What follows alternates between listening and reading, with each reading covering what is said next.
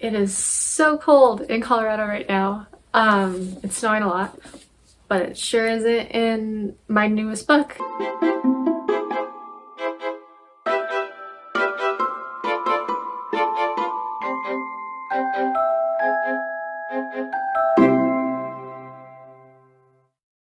So hello and welcome back. This week I am excited because I've reawakened my love of murder mysteries because it's a genre that I always kind of forget about, and every time that I come back to it I'm like, yes!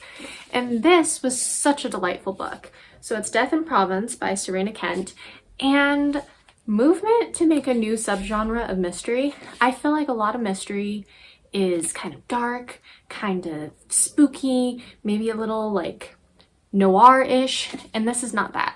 This is sassy, this is snarky, this is honestly like vacation reading material because it's just so fun and you can come back to it if you're busy, like, I don't know, surfing, scuba diving. Apparently I can only think of beach vacations. It's probably because of the snow. Anyway, it starts on vacation. We meet Penelope Kite, and she is recently separated from her husband. Her stepchildren, who are adults, are kind of using her for grandmother privileges, and she's like, I need some time for myself. She loves France, so she decides to go out there, and while she's there, she sees this beautiful little cottage, and she's like, what if I bought it? And then she does. Now, of course, logistics, whatever, paperwork, it's not like she moves in right away. However, as soon as she does move in, things go off the rails. It's not what she expected at all. Her very first night, she does what cleaning she can, she rewards herself with some rosé, and wakes up with a massive hangover. And that's where things start to get kind of sticky, I guess, because the next morning, while having her hangover, she's greeted by her real estate agent, Clemence, and the new gardener. And they're like exploring the grounds, and there's a dead body. Here, I'll just read the little back. Prodded by Sharpay, that's the gardener. Prodded by Sharpay's pole, the mysterious entity seemed to puff up, like fabric filled with air. He pushed the leaves away.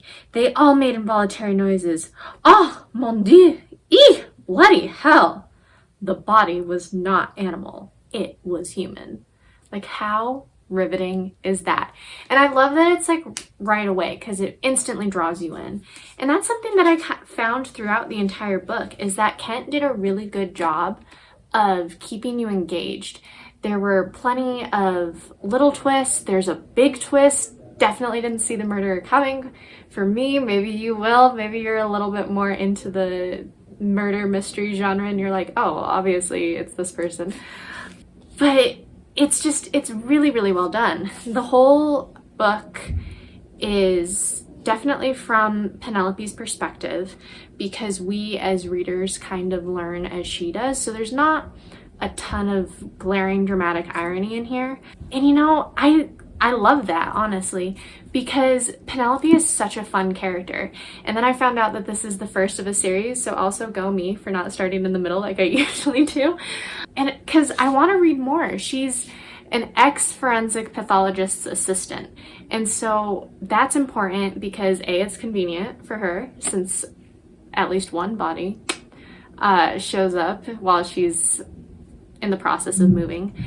And it's also really interesting because nobody kind of takes her seriously. Like, the chief of police is like, oh, just leave us to do our investigation. She's like, no, why are you not paying more attention to this? Why are you not paying attention to that? And the kind of cultural observations between British practices and French practices is really evident, I guess.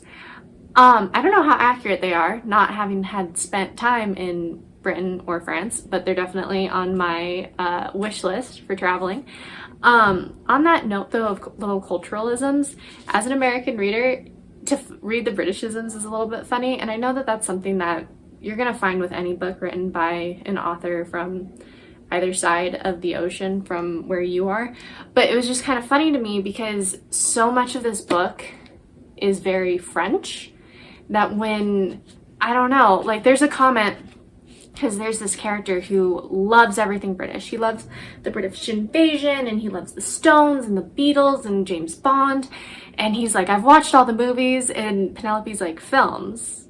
We British watch films. Americans watch movies. And so it was just kind of funny to see those little nuances. But those details are what make this book just so good. For example, another example of a detail that I absolutely adored is the fact that Penelope, because you get this kind of impression that she's a little bit that uptight British government lady, but she also plays the cello. And she hasn't played the cello in years because she's just always been so focused on making sure her family was provided for. And so anytime that the cello comes back, it's like an exciting little glimpse into her kind of softer side. And this is just kind of a funny little quirk about me as a reader. If there's music explicitly mentioned in a book, I really enjoy listening to that same music while I'm reading, just to kind of see if I can get into a similar headspace as the character. And I'd like to think that I did when I listened to some of the symphonies that Penelope tries to practice or that she hears. And so, yeah, to get back to my point about the book itself, having those little details sprinkled throughout the book just makes it so much more fun. And Kent does this for all the characters. For example, Penelope's best friend, Frankie. And Frankie seems like the kind of woman that I want to have tea or drinks or an afternoon with. She's just such a spitfire and such a vibrant character. Apparently, like back in the day, instead of having her normal semester at university, she decided to run away to France and join the Moulin Rouge for a bit. And like that little detail just gives her so much more depth as a character, even though honestly Frankie's not in there for as long as I was expecting, especially because she came in and stayed around for a good chunk of chapters and then she just kind of left. And I was like, no, Frankie, come back. And I think that's, again, just why I really enjoyed this book, is that it's so clear that Kent put so much time and effort in developing these characters and Penelope's world and who they are, that she just draws you in. There's not too much exposition. There's not too much detail as opposed to action and whatnot. Like, there's a really good balance of showing and telling that it'll just keep you enthralled more or less the entire time. The only reason why I could think that you might not love the book is if you're not really like a mystery fan. But even if you're not a mystery fan, it's so engaging and it's just genuinely, in my opinion, a good story that I think you might still enjoy it. There are a few descriptions of the bodies, like the one where it says that it puffed up like fabric filled with air, but it's not gory. So if you're concerned about that at all, don't even worry about it. It's not like a Bones episode. It's just overall really, really good, and I think you're going to enjoy it, especially if you like traveling. If you're a Francophile like me, you can't really see, but around my room I have some various little Paris things, and coincidentally, because I just finished this and I was like, oh my gosh, I have to film right away. I was wearing my Paris shirt. So like if you're a Francophile, you're sure to enjoy it. Yeah, definitely recommend. Hopefully I get around to the second book.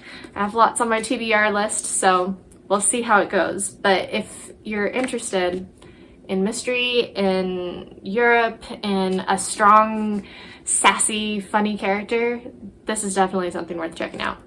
Next week, I will be reviewing Beautiful Little Fools by Gillian Cantor. It recently came out. This is actually an advanced reader copy. And I want to give a huge thank you to Allie at the Wandering Jellyfish Bookshop in Niwot for recommending it to me and hooking me up with one. So I'm very excited. It's Gatsby, but focusing on the women. So at least in the first couple of chapters that I've read so far, we get a little bit more insight into Daisy. And as someone who's never actually read Gatsby, because wasn't on my high school reading list and I have a lot of other books to read, this has been a really interesting insight so far. So I'm excited to read more, get back to you with my thoughts, and in the meantime, happy reading and thanks.